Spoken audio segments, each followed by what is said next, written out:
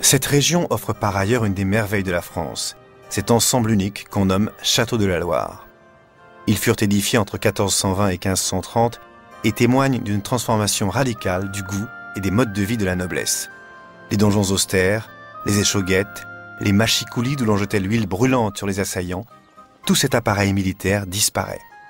C'est l'heure des peintres, des créateurs inspirés, de l'effervescence artistique et intellectuelle, l'heure de la Renaissance.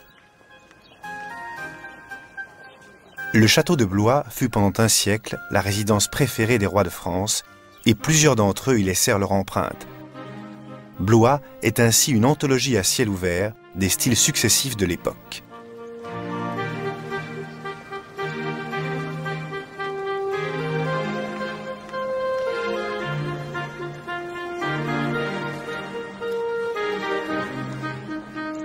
De briques et de pierre, l'aile gothique, chargée de petites sculptures, date de Louis XII. C'est ici que ce souverain très populaire signa la Grande Ordonnance, code de procédure préfigurant l'État moderne. Au mur, il tint à faire apposer son emblème, le porc-épic, symbole de sa devise, qui s'y frotte, s'y pique.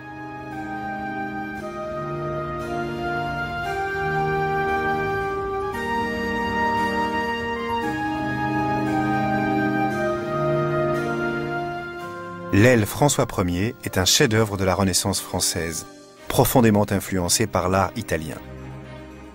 Son plus bel ornement est la façade des loges, avec le célèbre escalier à vis, frappé de la salamandre royale. François Ier, protecteur des arts, adora son château de Blois et y résida le plus souvent possible.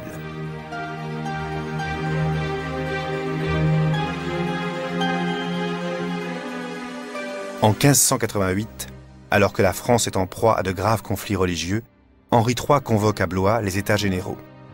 Les députés, qui le jugent comme un catholique trop tiède, n'en ont que pour le duc de Guise.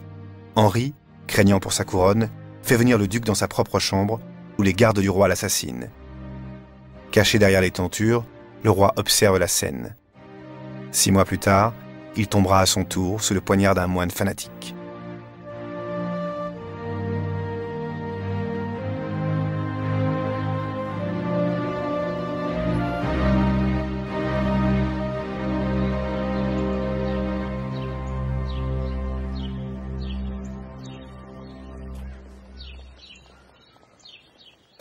Le château de Chenonceau est une affaire de femme.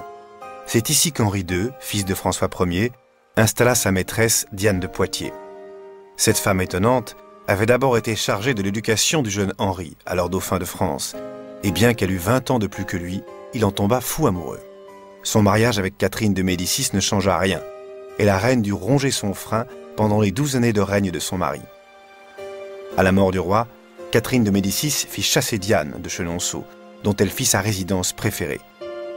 Diane avait-elle fait construire un pont qui enjambait le Cher? Catherine y fit rajouter cette galerie, dans le style de la galerie des Offices de sa Florence natale.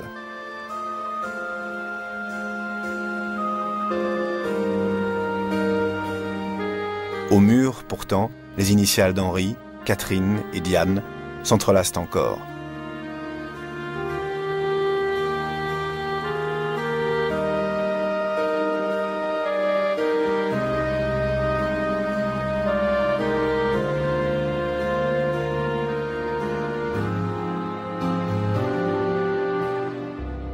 La dernière reine qui vécut au château fut Louise de Lorraine. Elle était l'épouse d'Henri III, le fils préféré de Catherine de Médicis. Lorsqu'il fut assassiné, en 1589, celle-ci légua Chenonceau à Louise. Dans cette chambre, qu'elle fit redécorer de noir, Louise de Lorraine s'enferma jusqu'à sa mort.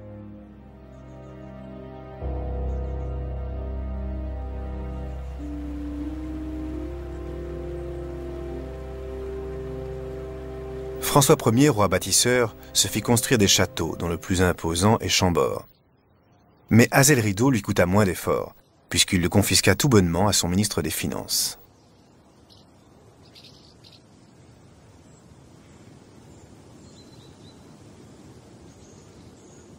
Après des années de combat, le roi s'était alors voué à l'humanisme, à la connaissance, aux arts.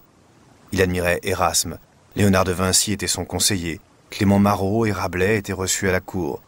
François Ier lui-même s'essaya au sonnet, avec quelque bonheur. Cette douceur de vivre, cet apaisement, sont lisibles dans les courbes des châteaux de l'époque.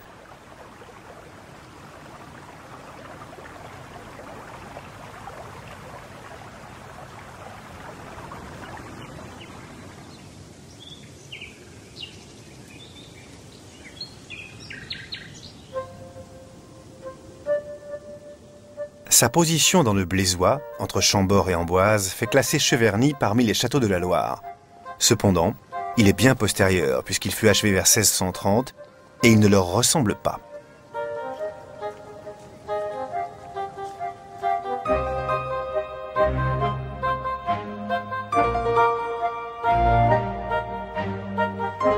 Derrière sa façade de pierre blanche, le château présente un décor unique et préservé, souvenir fidèle de la vie de la noblesse sous le règne de Louis XIII.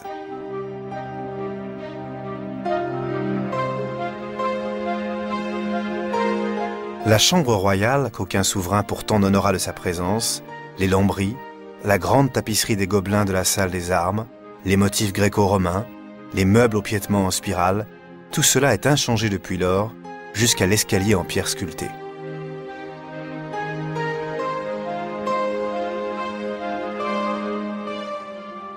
C'est l'époque de la splendeur des grands et de la misère du peuple, de la puissance extérieure et de la fragilité intérieure. Mais c'est aussi l'époque des démonstrations de Descartes et des fulgurances de Pascal. À Paris, Richelieu conseille le roi et, de fait, gouverne. Le jeune d'Artagnan, ombrageux et timide, ferraille à tout propos. C'est la France de Louis XIII.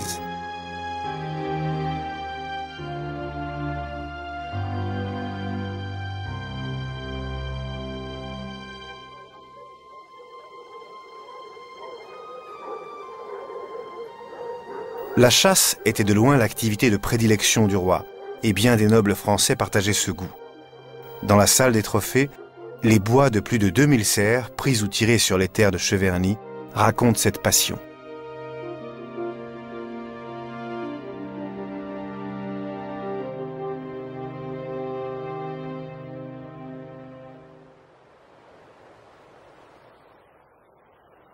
Tous les châteaux des pays de la Loire sont liés à l'histoire de France, artistique et politique.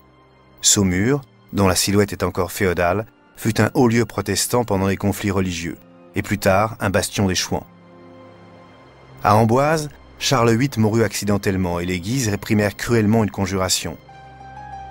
Mais c'est aussi là que séjourna Léonard de Vinci, dont la lumière demeure.